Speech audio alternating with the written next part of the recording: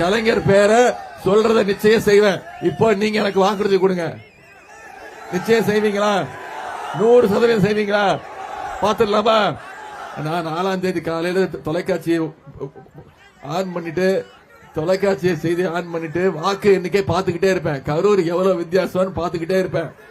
அந்த 5 லட்சம் மட்டும் வரல, அப்புறம் உங்ககிட்ட நான் வரவே மாட்டேன். அப்புறம் சரி, அதே மாதிரி 2021 சட்டமன்ற தேர்தலில் நம்முடைய உதயசூரியன் சின்னத்தில் போட்டியிட்ட கழக வேட்பாளர், கூட்டணி வேட்பாளர் சகோதரர் திரு அப்துல் சமத் அவர்களை கிட்டத்தட்ட 12,300 வாக்கு வித்தியாசத்தில் வெற்றி பெற வச்சீங்க. அந்த வெற்றிக்கும் நீங்க தான் காரணம். அதற்கு இந்த நேரத்தில் நன்றி சொல்லிக்கிறேன். இந்த 3 வருஷத்துல மட்டும் இந்த மணப்பாறை சட்டமன்ற தொகுதிக்கு நாம செஞ்சிருக்கக்கூடிய சில பணிகளை மட்டும் உங்களுக்கு ஞாபகப்படுத்த விரும்புகிறேன். மணப்பாறையில புதிய அரசு கலை அறிவியல் கல்லூரி தொடங்கப்பட்டுள்ளது. இது நான் போன சட்டமன்ற தேர்தலுக்கு வரும்போது நான் கொடுத்த வாக்குறுதி. நான் சொன்னதை செஞ்சு காட்டிட்டார் தலைவர் அவர்கள், செஞ்சு காட்டிட்டார். அதே போல மணப்பாறையில காவிரி கூட்டு குடிநீர் திட்டம் சிறப்பாக செயல்படுத்தப்பட்டு வருகிறது.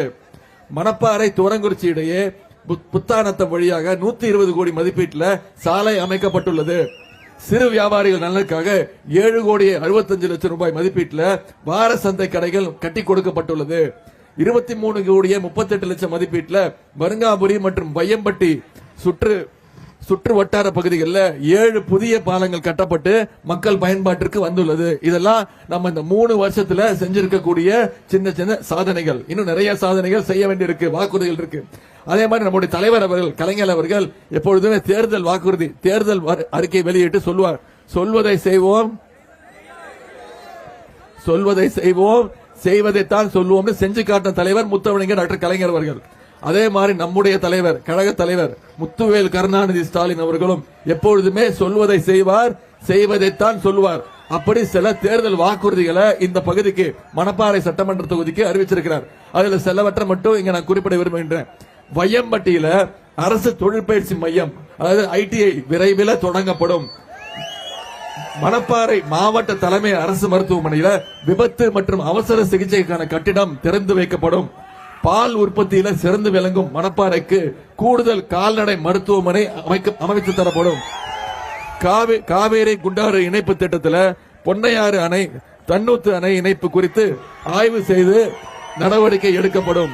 இதெல்லாம் நம்முடைய தலைவர் அவர்கள் சொல்லியிருக்கக்கூடிய தேர்தல் வாக்குறுதிகள். இது மட்டும் இல்ல, நம்முடைய இந்தியா கூட்டணி வெற்றி பெற்றுச்சுன்னா தலைவர் அவர்கள் வாக்குறுதி கொடுத்திருக்கிறாங்க. அம்மா இப்போ கேஸ் சிலிண்டர் விலை எவ்வளவுமா?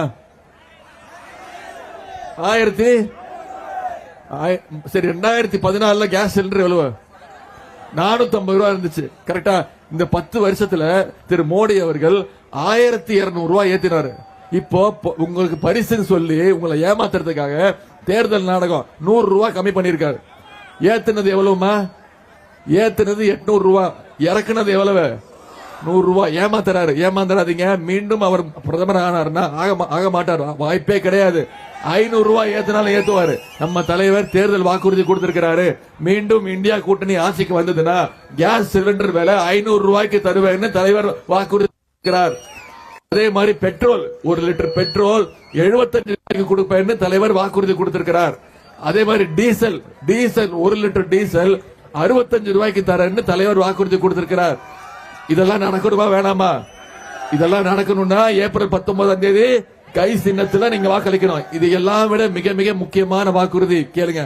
அதாவது நம்ம தேசிய நெடுஞ்சாலையில பயணம் பண்றோம்ல, அப்போ 5 கிலோமீட்டர் 6 கிலோமீட்டருக்கு ஒரு முறை நம்ம டோல் பூத் சுங்கச்சாவடி கட்டுறோம். தலைவர் அவர்கள் வாக்குறுதி கொடுத்திருக்காங்க, நம்முடைய இந்தியா கூட்டணி ஆட்சிக்கு வந்ததுன்னா தமிழ்நாட்டில் இருக்கக்கூடிய அனைத்து டோல் பூத், அனைத்து சுங்கச்சாவடிகளும் அகற்றப்படும்.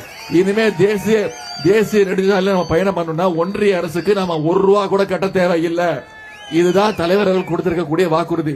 இதெல்லாம் தலைவர் செய்வார் நம்பிக்கை இருக்கா? ஏன்னா தலைவர் அவர்கள் ஏற்கனவே சென்ற 2021 சட்டமன்ற தேர்தலில் மக்களால் தேர்ந்தெடுக்கப்பட்டு முதலமைச்சராக்கப்பட்டவர். யாருடைய காலையும் விழுந்து டேபிள் சேர் கடியில பூந்து தவழ்ந்து முதலமைச்சரானவர் நம்முடைய தலைவர் அவர்கள். மக்களுக்கு என்ன தேவையோ அதை செய்வார். தேர்தல் வாக்குறுதி கொடுத்தார். வந்து ஆட்சியில உட்கார்ந்து முதல் கையெழுத்து மகளிர். உங்களுக்கு தெரியும், மகளிருக்கு கட்டணமில்லா பேருந்து திட்டத்தை கொடுத்தாரா இல்லையாமா?